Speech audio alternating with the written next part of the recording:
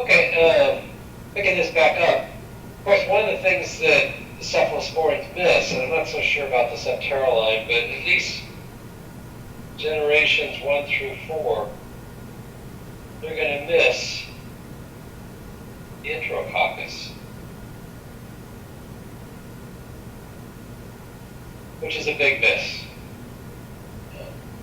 And that's something that this piperacillin tazobactam does get, is the enterococcus.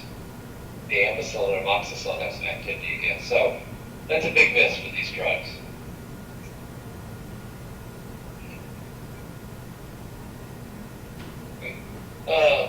Looking at the susceptibility to the lactamases, pretty much mirrors how they go towards gram-negative. The greatest resistance to the beta-lactamases are the 3rd generation. And actually the 4th generation is even better. So the more resistance you get towards the beta-lactamases, the better you do getting in the gram-negative arena. Not a big surprise. Looking at the allergic reactions, the skin reaction, the rashes, angioedema, anaphylaxis, obviously these can be pretty severe. But a common clinical question is, what's the crossover reactivity?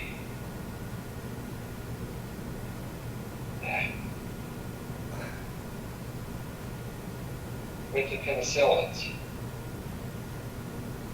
And we use the traditional number is 10%, but we're really, these days, we're really thinking it's more closer to 1%.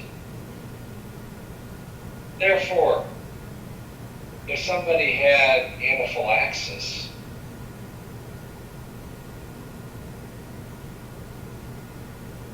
to a pen, you can't risk it. I mean, unless your cephalosporin is the only drug you could possibly use, and there's always alternatives. So anaphylaxis to a pen, don't use a ceph.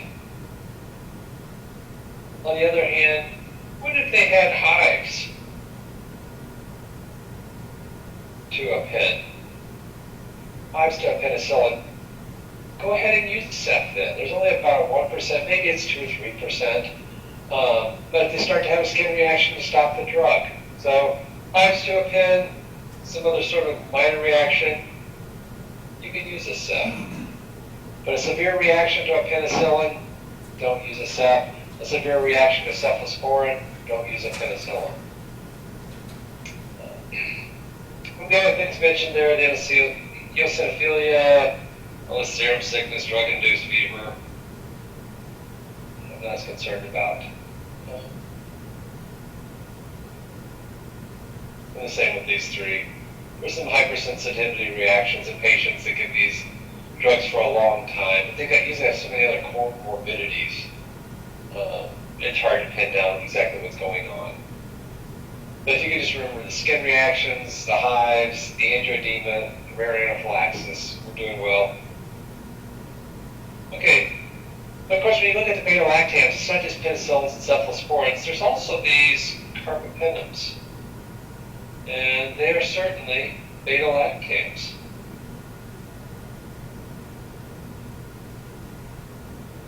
Two important ones are imipenem and meropenem. There's a couple other ones that are out there. But because they still have a beta-lactam, they can still be sensitive to lactamases. Let's see what I've got written here. It kills gram-negative, gram-positive, regardless if it's an anaerobe or an aerobe. Okay, good. Beta-lactamases are not even able to bind to this drug. So in some ways it's superior to clavulanic acid. Clavulanic acid was a suicide inhibition.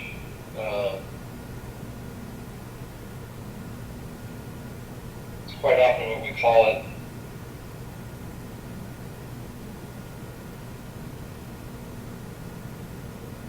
Clavulanic acid was a kamikaze. It gave itself up to destroy that one molecule of the lactamase. But these carbapenems don't even bind the lactamase. So in that sense, they are similar. Now, the story is not that rosy anymore. Pull this down here. we've seen the emergence, particularly some of the hospitals in the Mediterranean area, but we're starting to see it over here in the U.S., emergence of what you call carbapenem resistant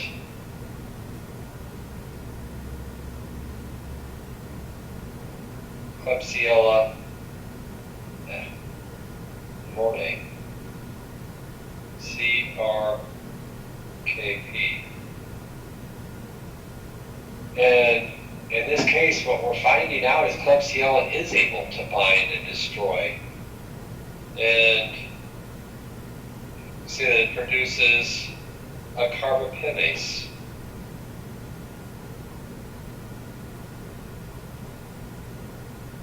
So that's been a real disappointment, because we've always thought, well, we've got these carbapenems, they're these great drugs, and now we're starting to see some problems with that. By the way, George, going back to the chat room here, the doctors ever give antibiotics just as gut motility? Yeah, they give erythromycin. We'll come back to that in the notes next week, but erythromycin erythromycin binds to receptors in the gut wall and causes pretty powerful contractions, leading to one of the biggest side effects of erythromycin is gut cramping. People couldn't take it because of all the cramping, so it will speed up the GI. Okay, let's see, some other notes on imipenem. Yeah, well, first of all, mechanism of action is similar to penicillin G. Yeah, just these penicillin binding proteins. I guess you call them carbapenem binding proteins now.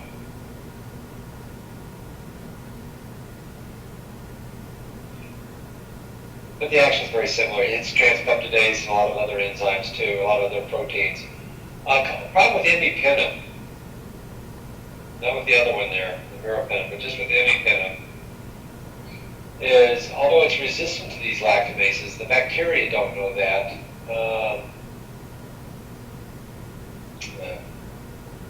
Sorry guys, scratch out imipenem. This is just problem number one with any carbapenem. There's something specific on the next page to imipenem. But problem number one, resistant to the lactamases, bacteria will put out massive amounts of lactamase, even though it's not doing anything usually. So if you use one of these carbapenems and it's not effective, you're done with all your other beta-lactams. So you have to use these somewhat judiciously. You don't just throw them out there. Additionally, and this is the one that problem number 2 applies to imipenem, there's a dipeptidase in the kidney that'll chew up the imipenem, leading to inactivation. So the chemist came up with an inhibitor of that renal dipeptidase called psilocybin. So imipenem is always given with psilocybin. On your boards, the only other statin always means cholesterol, except for nystatin and psilocybin. Nystatin is an antifungal. Psilocybin is this compound we give with imipenem. So that statin suffix, I wish they hadn't done that. It's too useful, but that's what they've done. Okay, looking at the ACE3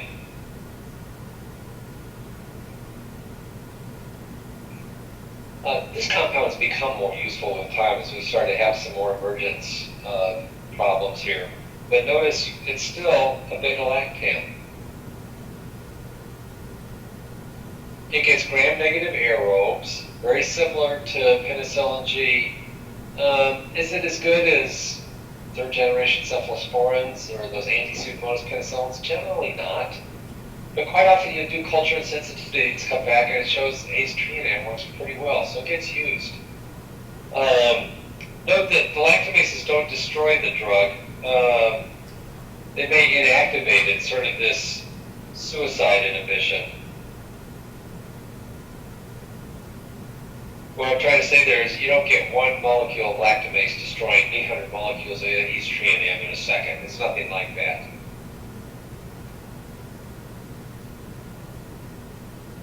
Anything else there? Yeah. Gram-negative aerobes is what's used. This is controversial. Your first aid book may say, no, I'm wrong in this. I can tell you I've looked into it. Maybe I'll just say poor synergy. with the aminoglycosides.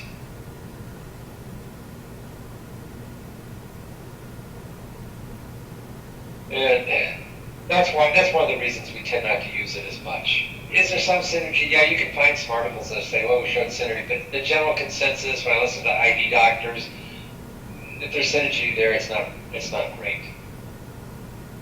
Okay, mupirocin.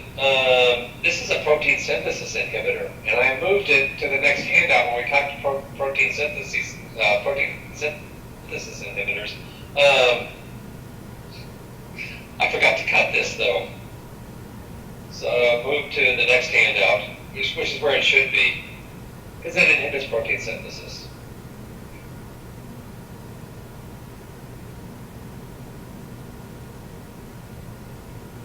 Okay, remember I said vancomycin is this huge molecule? It's it. And we're not even sure if that's the structure, but an absolutely huge molecule. And buried in there, you've got sugar rings. You got sugars in there. There's actually some peptide sequences. So somewhere around 66 carbons. This is a massive molecule. And as I mentioned, and I'll say it again, it binds the D-alanine before insertion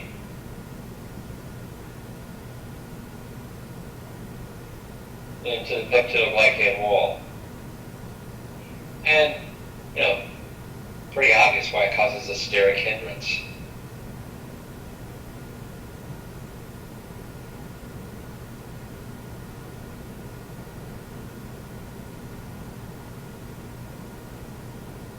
Another note on it, it's so big and it's so charged, it does not leave the GI.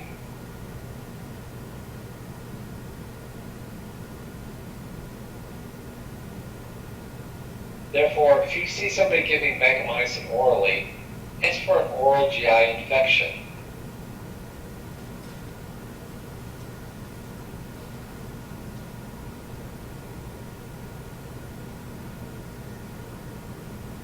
A board type question.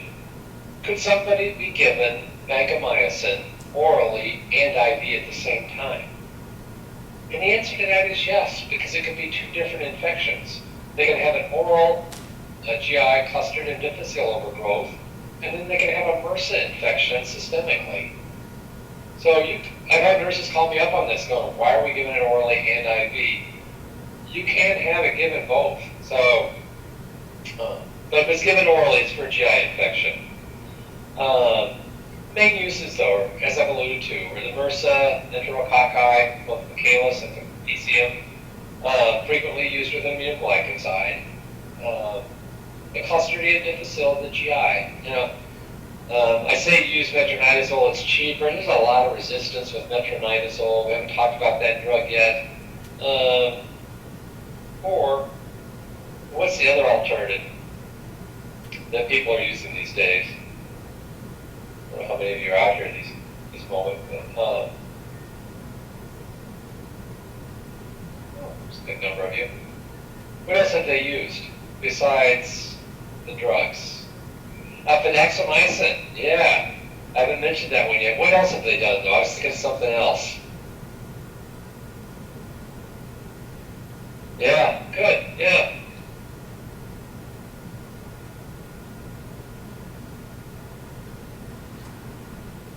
By the way, guys, is this all review for you? I sometimes wonder, I know you've had a lot of this before, but when you guys start throwing out drugs like fidaxomicin, some of the other things you know, is any of this new?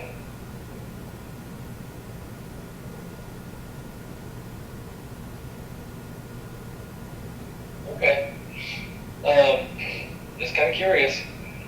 That's one of the things we've been really concerned about in the new curriculum is not repeating ourselves too much, but notice with the uses here, no gram-negative rods for vancomycin. Interesting. So a drug covers, like PenG covers gram-positive, but not as much about how it works. So.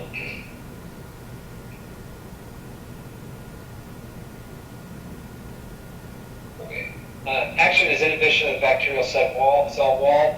There is this problem called red man syndrome, and sometimes it's called red neck syndrome. I'm going to stick with red man syndrome, you guys. And what happens is, when we give this drug IV, and that's commonly how we give vancomycin, it leads to a histamine release.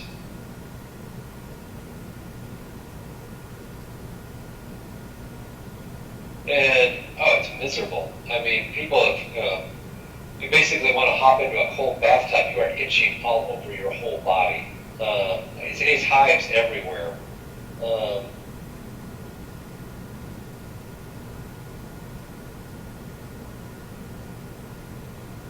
But what we found is if we give it really slowly, that problem doesn't occur.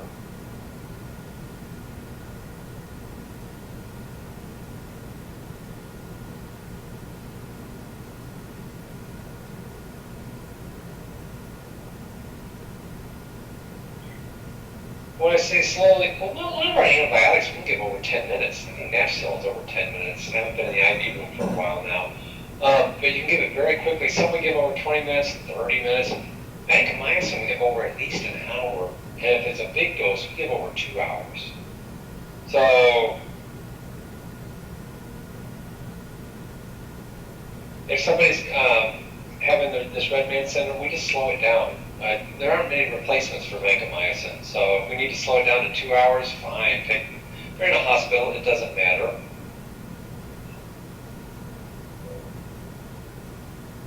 Yeah. A friend of mine, his father, got take-home antibiotics, which are great. If you're willing to fuss with all of it and you get to go home, and if you're going to be on an antibiotic for 4 weeks for like an osteomyelitis, it's the way to go. But this person had everything set up. He had his TV set up. And he'd been doing it for a couple of weeks. He had it all organized. Well, he starts his IV one night and was watching TV, and suddenly he just turns into a red ball of fire. What happened? And he looked, and the vancomycin had gone in over 10 minutes. He'd misset the rate. So, next couple of hours were full of Benadryl and whatever else he could do, but it was pretty miserable. There is a possible renal toxicity with vancomycin. And way back in kinetics, I talked about doing peak trough levels. We only a handful of drugs we do peak trough levels with in the hospital. This is one of them. Okay, can you give me a question like maybe you found it already? So you'll need to follow it kinetically because you don't want the renal function diminishing because you're giving an overdose. Your loading dose will be the same. You give a good loading dose based on weight, but after that, you follow it.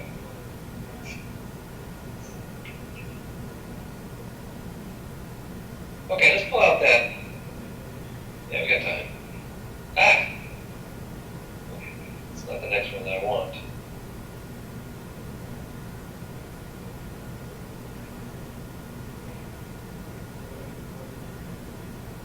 Okay, I want to look at just the aminoglycosides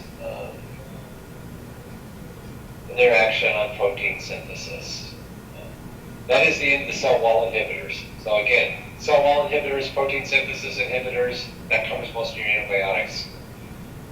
Looking at these drugs, I want to look over protein synthesis real quickly in bacteria. Ribosomes, of course, perform this translation function. Bacterial ribosomes are a 30 and an S subunit put together, which form a 70S. You don't add those together, they're speedbird units. Mammalian cells have larger ribosomes and, more importantly, different proteins, different properties, differing binding sites.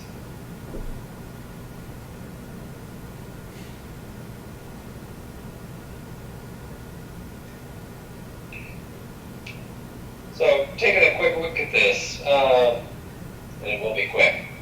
Starting on the left here, the first thing that has to happen is the messenger RNA has to associate with that 30S ribosome. And we call that initiation, of course. And once that occurs, this is looking at what's commonly seen in staph and some of these others. The formal methionine is brought, transfer formal methionine is brought in, so we get our first tRNA brought in. frequently this is the first amino acid in bacteria. But once the formylmethionine is brought in, then we get subunit association.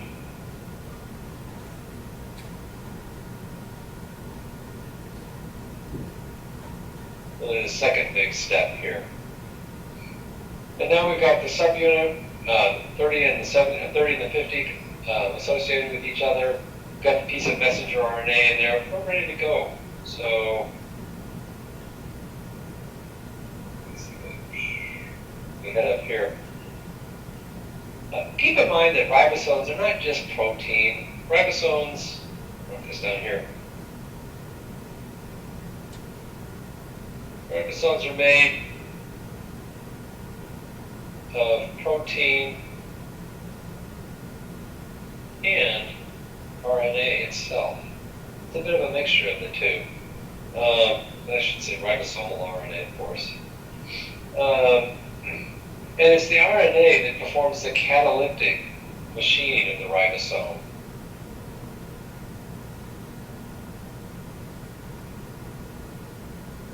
Let's say the catalytic function.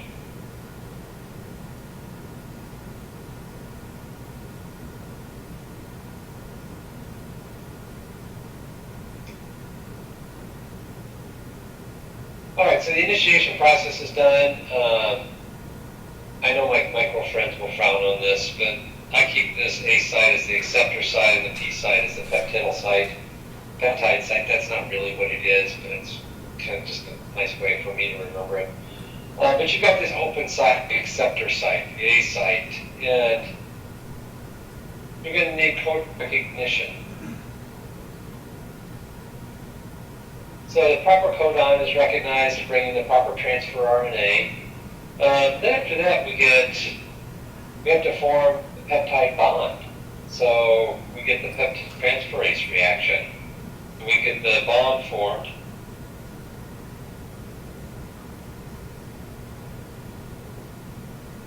And then you have to free up that acceptor site again. So you have to have translocation. That would be the fifth step. And then finally, this goes on, of course, until we get a codon that signals for termination. And we've got the termination process. The drugs that we're going to be looking at can play around with these various 6 steps to different degrees.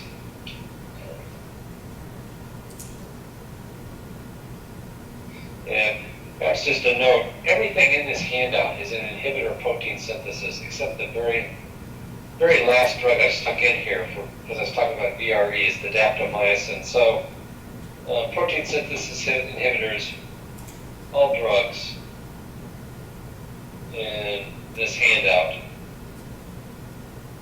inhibit protein synthesis except daptomycin.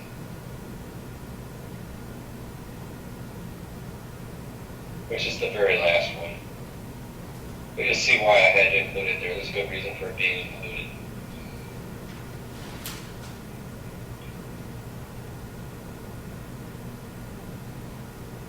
Okay, some charts here that, I'll be honest, are not critically important. We're going to go through these fairly quickly. There's some other things that I care more about. But looking at this inhibition of protein synthesis in the prokaryotes and the eukaryotes. Eukaryotes have cytosolic, but they also have a mitochondrial ribosomes, whereas the prokaryotes just have the cytosolic 70S ribosome. All of these drugs that are listed here are protein synthesis inhibitors. What we see is, you look at something like chloramphenicol. Yes, it affects the prokaryote, doesn't do anything to the cytosol of the eukaryote. Fortunately, the mitochondrial membrane, remember this has 2 membranes. Therefore, that's hard to penetrate. You've got to have a compound. And when we use something like chloramphenicol, it doesn't have a huge effect on the mitochondria because of that. Tetracyclines, the argument can be made the same. The same with the macrolides. So these compounds show pretty good, these first 3 here, a good selective toxicity.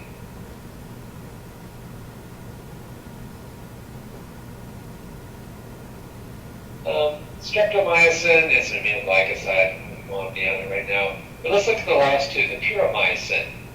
Notice that it inhibits prokaryotic and eukaryotic. And that's why you guys probably haven't heard of it. It's a research tool. It's very toxic. And on the other hand, the cyclohexamide, it has no use. It can be used in research just to inhibit protein synthesis. So the only point I want you guys to get from there is these drugs are selective for the cytosolic.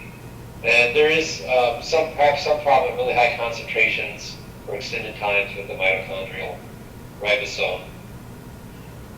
But one of the difficult explanations we run up against is, okay, let's look at these different functions that I delineated on the previous page. The initiation, codon recognition, the transpeptidation, the translocation. Streptomycin is an aminoglycoside, and it does a lot of different things. Hits on all four. Initiation, codon recognition, transpeptidation, translocation. On the other hand, look at tetracycline. It hits all four of these. And yet, the aminoglycosides are cytal. All these other drugs are static. And, as I say in the caption down here, mechanism of cell killing has never been explained for the aminoglycoside antibiotics. We'll go into a pretty likely explanation on the next page, but this has kind of bothered people for a long time. Part of the difference here is that when we see codon recognition, the tetracyclines prevent docking.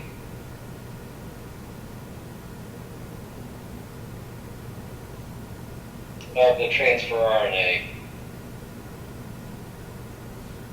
So they kind of clog the works up. But the aminoglycosides seem to play around a lot with codon, with codon recognition, which leads to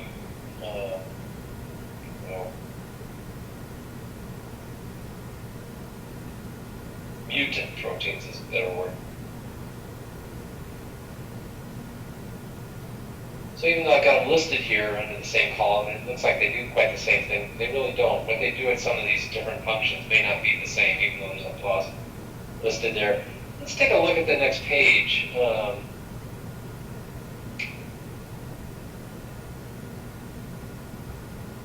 This is called the Davis model for bactericidal activity of the aminoglycosides. Notice these little molecules, they're the aminoglycoside. We've got an inner membrane, a cell wall, and an outer membrane. Well, that tells you it's a gram-negative. When you have that kind of a setup. What we're thinking is that there's a slow oxygen-dependent uptake of the aminoglycoside. Slow O2-dependent.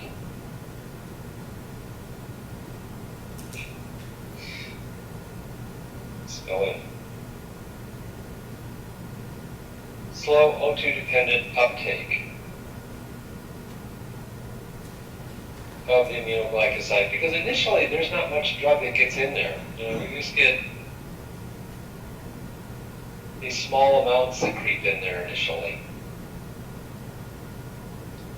What we'll see with these compounds is they're too charged to cross anywhere. They don't get out of the gut. They certainly aren't going to get past the blood-brain barrier. There's no way by passive diffusion an aminoglycoside is going to get to that outer membrane and the inner membrane. So they're very charged. Therefore, the diffusion is unlikely. If you can't get out of the GI with all that surface area, what's it going to do in a microbe there, that tough outer membrane? But you get this slow uptake, O2 uptake dependent of the aminoglycoside somehow. We're not really sure about how. That leads to this incorrect amino acid incorporation. And I alluded to on the previous page, this is going to lead to our mutants, or mutant proteins. And it seems that when these abnormal proteins get put into the cell wall or the cell membrane, not the cell wall, the cell membrane, suddenly that opens up the diffusion of these molecules, and we get this big influx of these compounds. So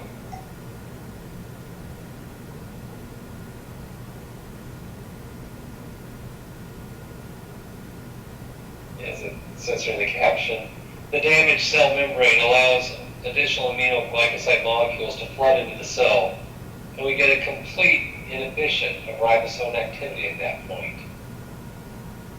So at this point, there is no protein synthesis. But we see this sidal effect of this because of this drug. But notice also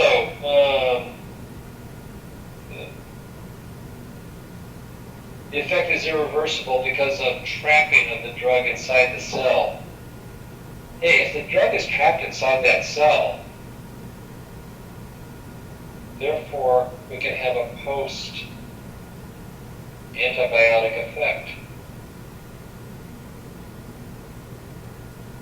And the aminoglycosides are classically known for that. You don't have to maintain a constant high plasma level. Again, you can go for the peaks.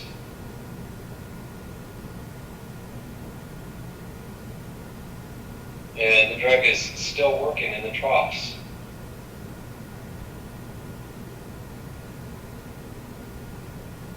So the time on the x-axis and drug concentration on the y-axis. But the drug is trapped inside there. It got in there, got into a high concentration, it's not going anywhere. Let it kill the bug, wait 8 hours, then dose them again. So, various members that we have of this group, the first three listed here are the old ones that I don't really care much about. But the last three there, the gent, the tobra, the amikacin, these are the newer generation. I don't want to say new, gent's been around for a long time. But what do we see when we look at these molecules? Well, first of all, look at all the amino groups, the aminoglycosides. A lot of these amino groups can pick up a proton at plasma pH, and they can become charged.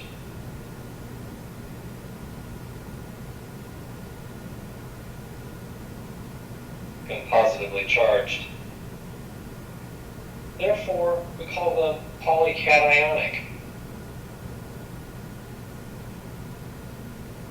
They're extremely water soluble.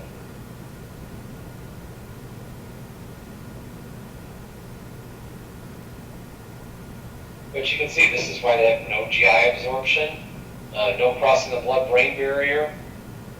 Unfortunately, they do get across the placental barrier, or across the placenta.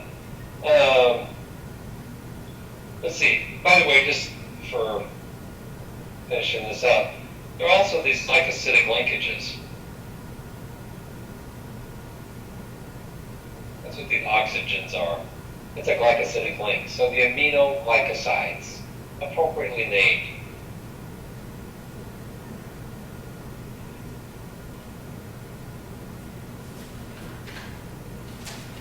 Okay, as I've typed in here, they're highly charged, poorly absorbed via the GI route. You know, I shouldn't even say poorly absorbed. Scratch that out. You just don't give these drugs orally for anything but an oral infection. To treat a systemic infection, you have to use parenteral use. Yeah, you're certainly going to have trouble getting these drugs into the CNS. So, how do they get excreted? Via the GFR. The kidney is also the main site of aminoglycoside uptake. So, the proximal tubule is perhaps mistaking the amino groups of these drugs for the amino groups of amino acids, because that initial part of the proximal tubule picks up all the filtered amino acids. We don't normally put amino acids into our urine. Proximal tubule picks them all up and pulls them back into the peritubular capillaries. Well, the suspicion has been for a long time that the aminoglycosides are being mistaken for these compounds, for the amino acids. Well, because of that, you'll wind up with 35% of a dose will accumulate in the renal cortex. And that's why you wind up with this high toxicity. Probably what's going on is it goes into the lysosome and breaks open the lysosome. We'll just leave it at high concentrations in the proximal tubule, leads to a proximal tubular necrosis. It's reversible if caught early. Therefore, you always watch the creatinine in these patients. Keep a close eye on it. So that is the biggest clinical problem. That's the big one. That's number one. Some other things that can occur, the neuromuscular blockade after a peritoneal lavage. Maybe somebody's had a bowel breakage of some sort.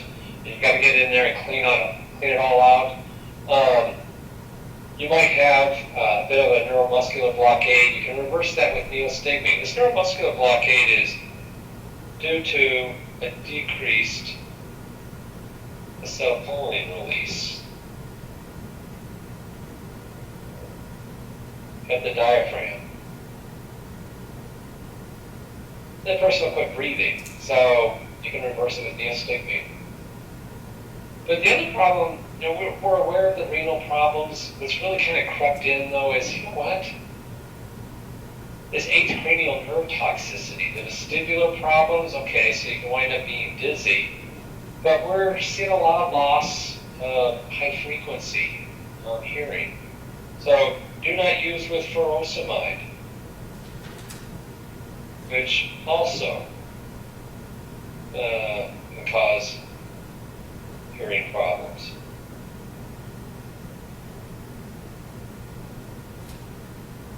You put the two together, I'm not sure if it's a synergistic action, but it's at least additive. And we wind up with this nasty effect. So those are the big effects. Cisplatin, you're right. Cisplatin is another big one on your ears. Cisplatin is also hard on your kidneys, but cisplatin is hard on your ears. I usually don't think of combining. It's not common to combine cisplatin with either of these drugs. You treat somebody with cisplatin, maybe they've gotten neutropenic also, or with the other stuff they're on, and now you're treating the infection, but that's separate.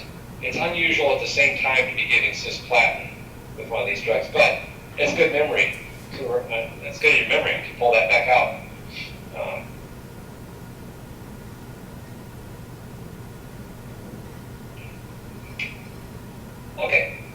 Resistance with the aminoglycosides. It has occurred. We're being careful with these drugs. As I said, mostly because they're so toxic. There are cases where we know we're going to have to blast somebody away and give them really high doses, and it may cause the hearing problems, the vestibular problems. The hearing is not necessarily reversible. So, but common mechanisms for aminoglycoside resistance. One, there can be the ribosomal resistance. That's very common with protein synthesis inhibitors. Two, you can have resistance to that decreased uptake. But three, and this is the big one, these bacteria put out modifying enzymes. And that's what we see. Most of the time you isolate one of these bugs that's resistant to aminoglycoside, it's got these enzymes that can acetylate, it can phosphorylate, it can adenylate, and we wind up with, once you get those put on there, the antibiotic is inactive.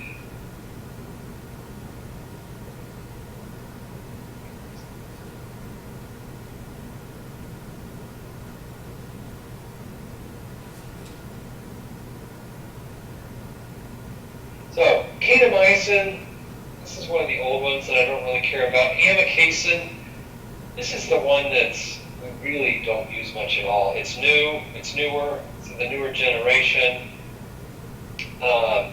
Whenever I would see it, a doctor would write for amikase, and I'd go, we're saving that baby.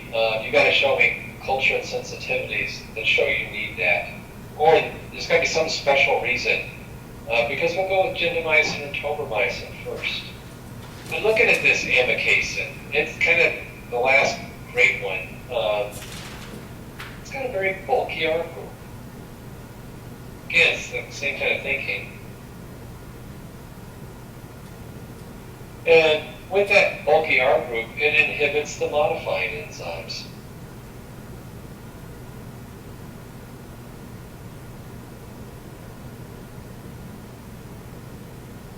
So we don't get the modification that we normally would give us on these other compounds. So amikacin, and it's our cleanest aminoglycoside. It has the least trouble in this regard. The uses of these compounds, yeah. That initial uptake is O2 dependent. So in an anaerobic environment, the bacterial cell cannot transport the antibiotic into the cytosol. Therefore, these are not good for anaerobic infections. They're great for gram-negative aerobes, but don't bother. Don't waste your time on an anaerobe. Something like B-frag, it's not going to work. When we use these, we almost always use them in combo. Somebody needs an aminoglycoside, they're sick. Let's get them over that as quickly as we can. And if we can combo it with something else that'll help, we'll decrease the exposure to the aminoglycoside. So, usually with a beta-lactam, or I could say with VANC.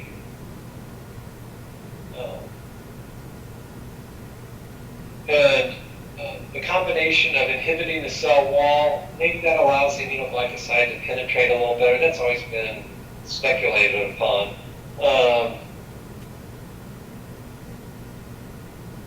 Decrease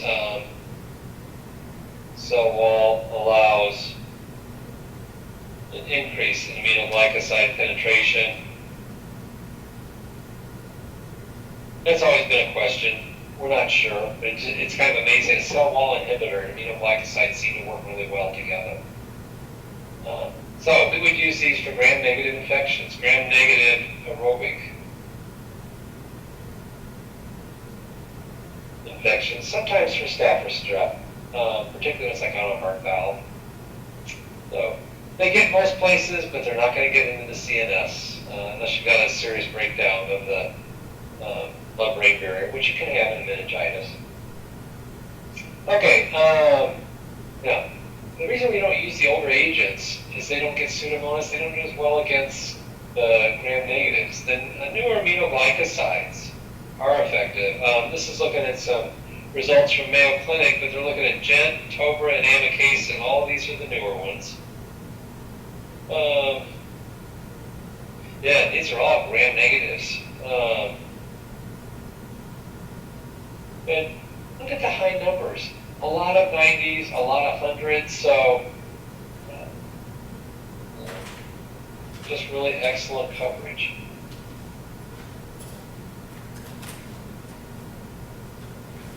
So, how do we dose these drugs? It has changed a lot over the years because they're so toxic.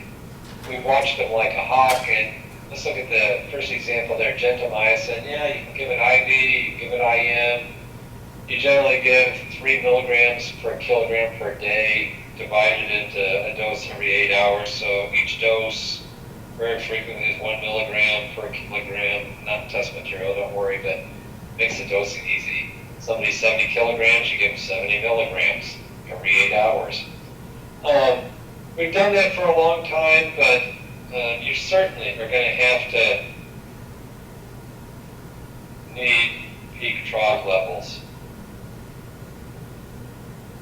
So what they started doing about 20 years ago has become very popular, and they said, you know what? These drugs are trapped inside that bacterial cell. What if we gave just one dose, one big dose? So instead of giving a milligram per kilogram every 8 hours, let's give 3 milligrams per kilogram all at once. And that's called pulse dosing. So draw this out here, plasma concentration and time.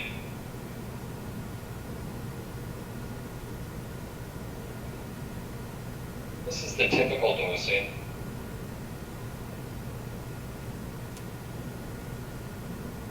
We get our peaks, we get our troughs, and you make sure you got it in the right area.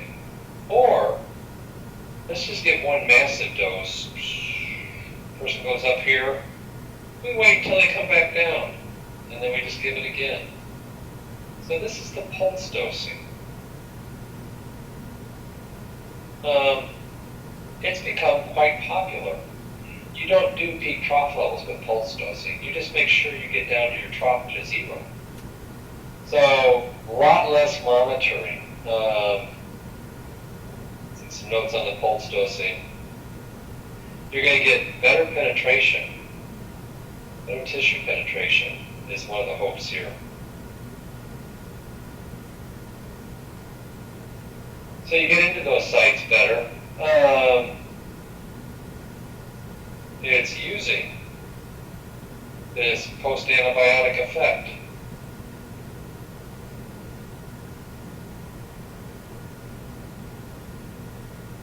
And if a drug shows that feature, why not use it? I'll tell you though, I have had nurses call me up and they said, Brett, we're used to seeing a 70 to 80 milligram dose. You're giving almost 300 milligrams here. What are you doing? I would give it. And I'm going, no, it is okay. You can do this. By the way, that's not a slam on nurses. They saved my butt a couple of times. They'll save yours. They see something unusual, you need to ask. They're told to ask. It's quite helpful. But there's no peak trough levels.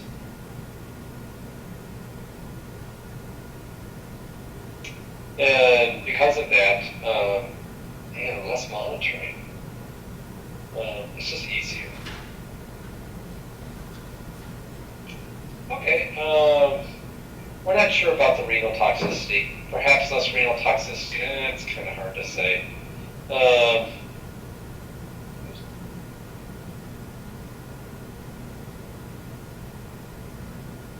That big washout period has been quite useful.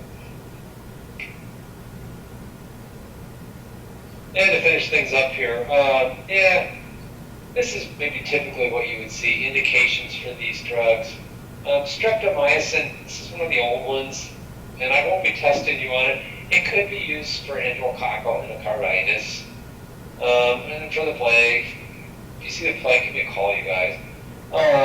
But these are the newer ones that I really care about. The genthatomer, the amikacin, they get used for these gram-negative aerobic infections. So we still worry about ototoxicity, we still worry about nephrotoxicity. Let's stop there. And I'll see you guys next week. Now hang in there, we're almost done.